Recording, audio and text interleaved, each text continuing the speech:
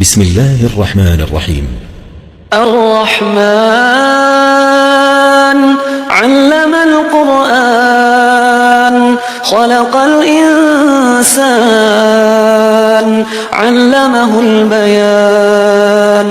الشمس والقمر بحسبان والنجم والشجر يسجدان والسماء رفعها ووضع الميزان ألا تطغوا في الميزان وأقيموا الوزن بالقسط ولا تخسروا الميزان والأرض وضعها للأنام فيها فاكهة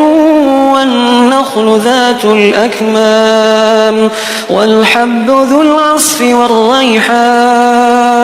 فبأي آلاء ربكما تكذبان خلق الإنسان من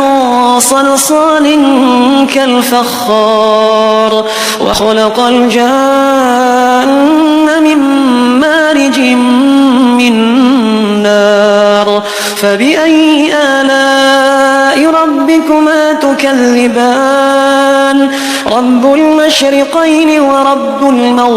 المغربين فبأي آلاء ربكما تكذبان مرج البحرين يلتقيان بينهما برزخ لا يبغيان فبأي آلاء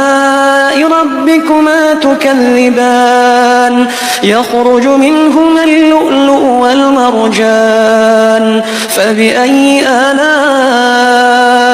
ربكما تكذبان